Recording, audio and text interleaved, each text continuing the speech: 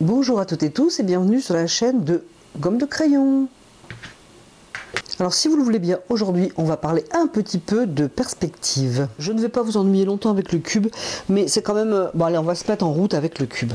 Le cube qui peut représenter bien entendu une maison. Alors, lorsque l'on dessine une maison, lorsque l'on dessine un cube, on peut regarder par exemple la maison et essayer de la représenter au mieux d'après ce que l'on voit. Et on pourra d'ailleurs en reparler tout à l'heure. Donc... je vais dessiner très petit parce que sinon je n'arrive pas à, je n'ai pas assez de longueur de papier pour trouver ma ligne d'horizon.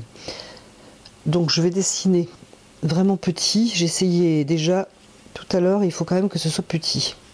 Donc je décide un petit cube.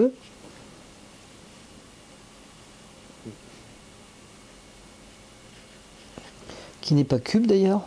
Peut-être être même rectangulaire, donc je dessine une sorte de boîte et je le dessine comme je pense la voir. Voilà. Allez, je pense qu'elle est comme ça. Maintenant, je vais vérifier, est-ce que je l'ai vraiment dessiné en perspective? Je vais placer ma règle sur une ligne et je vais la continuer.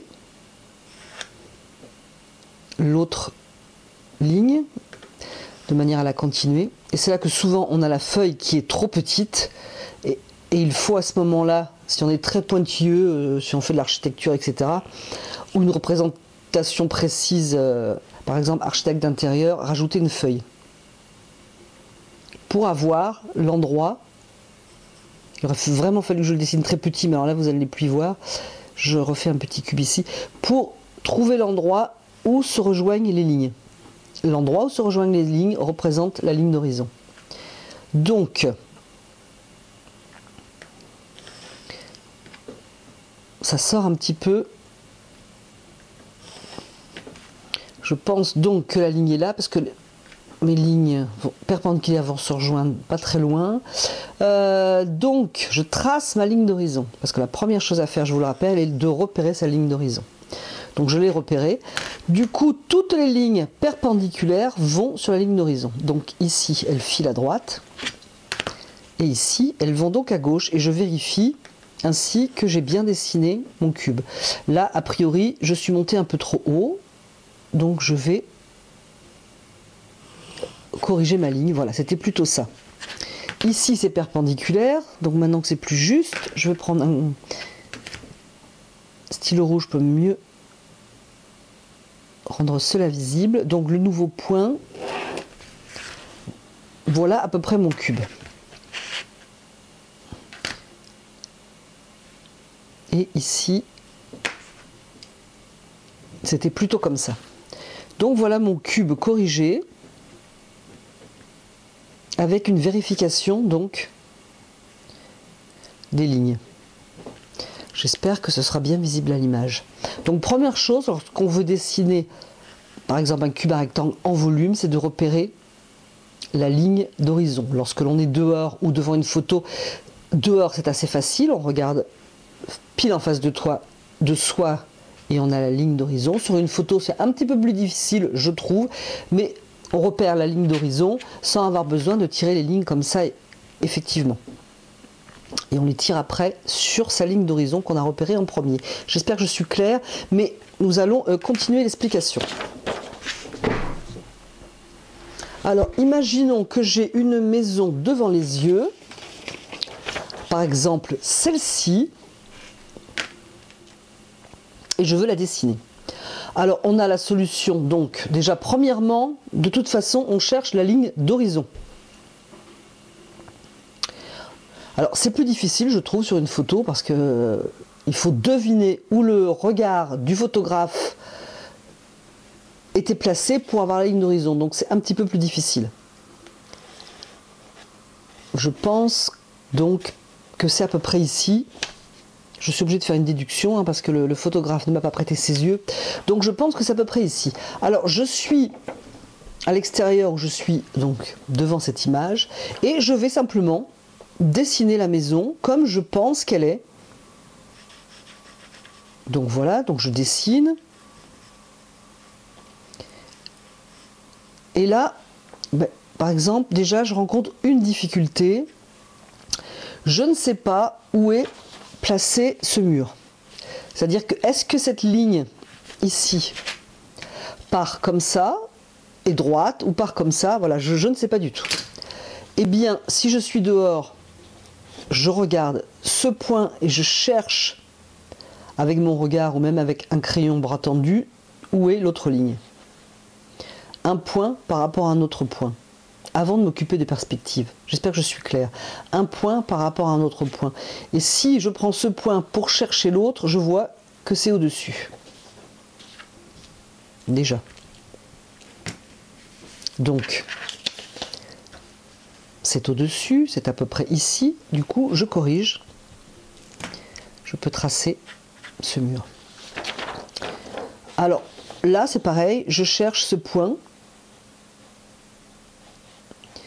Que je sois devant une photo ou que je sois à l'extérieur, j'essaie de voir par rapport, par exemple, à cette ligne, par rapport à ce point, où est placé le point là, du toit. Donc, je le fais en ayant une image d'un point par rapport à l'autre pour dessiner cette ligne. Et je vais faire pareil pour tout le reste. Ce point par rapport à celui-là. Celui-là est plus haut, on le voit, là avec la photo c'est assez facile, en tirant de manière imaginaire une ligne vers ici, et on voit que celui-là est plus haut. Donc il est légèrement plus haut, et je dessine, et je continue ainsi, point par point, à dessiner ma maison. Alors, on voit bien que c'est très vallonné, que le terrain est en pente, mais il faut bien penser à la réalité des choses, c'est-à-dire qu'automatiquement la maison est droite, hein, le plancher est automatiquement droit. Sinon c'est un effet de perspective, mais il faut bien comprendre que dans la réalité c'est droit, c'est uniquement un effet de perspective. Donc je fais ma ligne ici et je fais ma ligne ici, comme je pense l'avoir. Bon là c'est un petit peu dans l'ombre. Alors là vous vous posez peut-être une question. Est-ce que j'ai bien placé ce point? Alors comment trouver en perspective le milieu d'un mur? On va faire une croix d'un point, et là du coup on est dans la perspective et non plus dans le dessin comme tout à l'heure. Donc on fait une croix d'un point à un autre point, de ce point à l'autre point, et ici on a le milieu.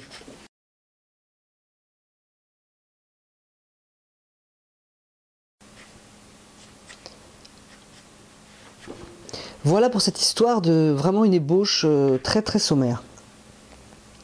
Mais on va continuer pour d'autres petites questions. On va continuer si vous le voulez bien à nouveau en griffonnant comme ça. Et ensuite je vous proposerai une autre manière de parler de perspective. Chercher autre chose lorsque l'on dessine. Alors on va imaginer que j'ai dessiné une maison avec un mur qui part ici. Je dessine un peu à nouveau fortement pour que vous puissiez voir, ainsi qu'un mur qui part par là. Et vous avez besoin, pour continuer la construction de votre maison, par exemple pour faire le toit, par exemple, de savoir où sont les autres murs que l'on verrait si c'était un cube transparent. Donc pareil, on va chercher la ligne d'horizon qui se trouve à la jonction de ces deux lignes. À ce coup-ci, j'ai dessiné assez petit, ça rentre dans ma feuille. Très bien. Et si ça ne rentre pas dans la feuille, vous voulez savoir, je vous le rappelle, vous mettez du format autour, ou vous tracez sur le carrelage et vous faites des points sur le carrelage. Donc, on repart. Donc, je trace mes lignes de fuite ici, qui se rejoignent sur la ligne d'horizon, donc qui va être là. Ligne d'horizon. Je vais donc aller sur la ligne d'horizon sur les autres, avec mes autres lignes, voir en même temps si j'ai tracé juste d'ailleurs. Voilà à peu près. Donc voyez ici où se joignent les lignes. Donc vous voulez savoir où est le mur? Là. Alors voilà ce que nous allons faire. Nous allons, je ne sais pas si je prends la règle ou pas, non. Par contre je prends un stylo rouge. Je pars de ce point ici. Et au lieu d'aller à gauche, je vais aller sur le point de fuite qui est à droite, où je vais prendre la règle parce que je pense que ça va partir en... Et je trace un trait, je fais pareil pour ce point, je vais à droite, je vais faire pareil ici, je vais partir de là et au lieu d'aller à droite, je vais cette fois aller à gauche, donc à la recherche de ma ligne d'horizon et repartir de là. Voilà. À l'endroit où se croisent donc ces lignes rouges, vous avez le mur que l'on verrait en transparence. Je vais prendre un gros crayon noir peut-être. Ce qui fait que si c'était en vert, on verrait ceci de l'autre côté. J'espère que vous verrez bien que c'est clair. Ce qui peut être très utile, par exemple, du coup j'ai un rectangle en haut. Ça peut être très utile si je veux, si j'ai un toit, par exemple, bien précis.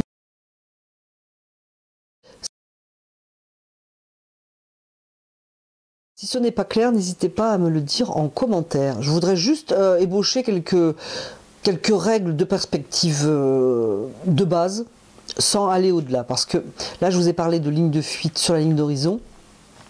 Quand il y a des escaliers ou des rues qui montent et puis après qui repartent dans tous les sens, c'est autre chose, c'est un petit peu plus compliqué. Mais là, je voudrais juste m'arrêter là. Juste pour vous dire une chose aussi, c'est que si... Donc la ligne d'horizon est ici.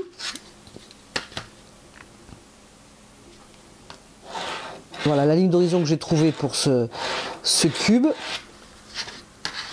Les objets qui sont placés sous la ligne d'horizon ont leur ligne de fuite qui monte vers la ligne d'horizon. Les objets qui sont placés au-dessus de la ligne d'horizon ont les lignes qui descendent vers la ligne d'horizon. Est-ce que c'est clair?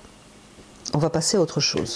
Alors nous imaginons que nous sommes en train de dessiner donc ce chalet, ce petit chalet dans la montagne. Alors soit on a la photo devant les yeux et avec un peu de chance on est réellement dans cette jolie forêt et on veut dessiner cette montagne. Donc il faut premièrement chercher la ligne d'horizon. Alors à première vue, je dirais qu'elle est à peu près ici. À peu près. Mais on va tout donc le vérifier. Alors, on va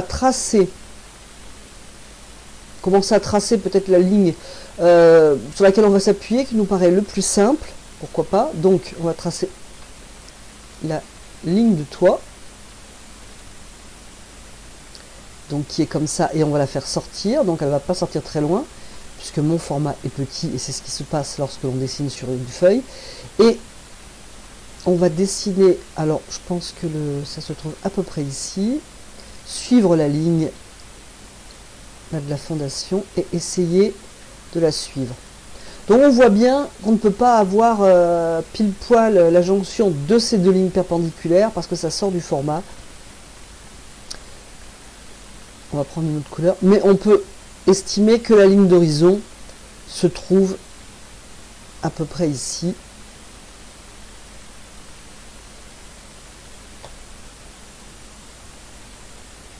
À peu près là. Toutes nos lignes perpendiculaires vont aller sur la ligne d'horizon.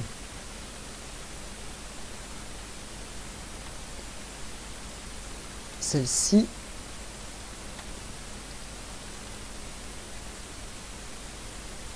Celle-ci. Donc celle-là, c'est à peu près là. Alors celle-ci. Les marches un petit peu plus compliquées. Là, ça a l'air assez simple. On est dans du simple. On va s'arrêter là pour ça. Il y a aussi, bien sûr, les fenêtres.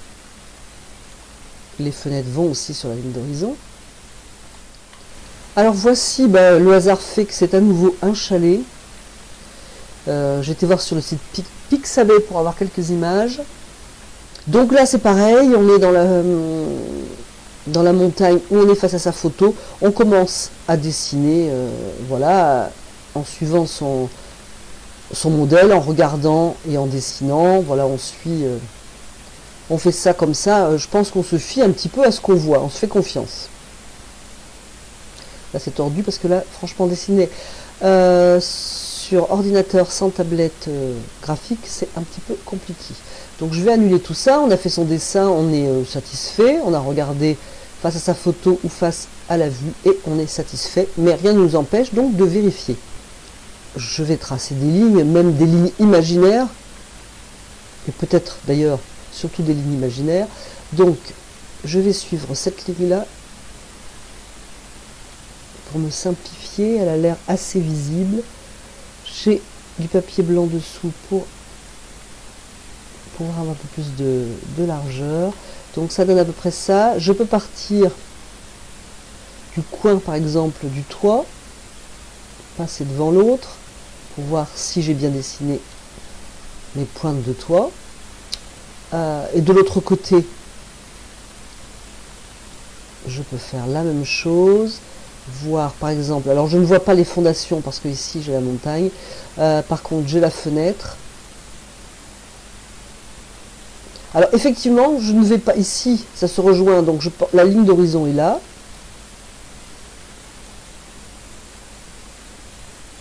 Mais je n'ai pas assez de longueur à droite pour avoir la finalité de mes deux points de fuite qui vont se rencontrer. Mais je peux au moins, voilà, je vois bien quand même que les lignes vont dans le bon sens, qu'elles sont inclinées comme il faut, etc. Que ma ligne d'horizon qui est ici en bleu m'aide à voir que les points au-dessus de la ligne d'horizon descendent vers la ligne d'horizon et que les points qui sont en dessous montent vers la ligne d'horizon. On peut faire ça avec toutes les lignes qui vont donc sur cette ligne d'horizon. J'espère que cela déjà pour une première approche pourra vous aider. Alors nous voilà maintenant dans une rue montante. Donc il faut, première chose à faire, que l'on soit donc, je me répète, excusez-moi, mais que l'on soit devant sa photo ou que l'on soit dehors, c'est repérer la ligne d'horizon. Déjà, même sans repérer la ligne d'horizon, on voit bien que les lignes ici descendent et que celle-ci monte. C'est assez flagrant. Donc, repérons les lignes d'horizon. Alors ici ça descend, ici ça descend. On dirait que c'est ici. On va le tester. Tout simplement. Alors est-ce que c'est là? On va tester celle-là. Alors je pense que oui. La ligne d'horizon est à peu près ici. Alors je vais partir de là, tant pis pour mon trait bleu qui va être coupé.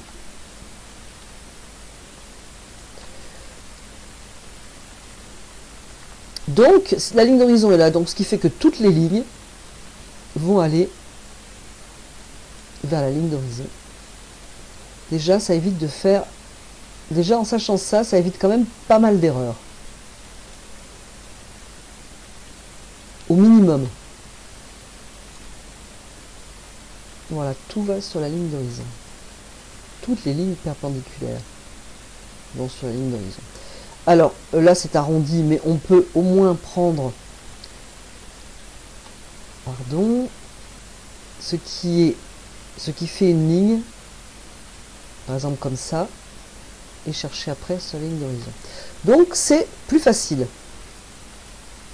Après, alors là c'est typique.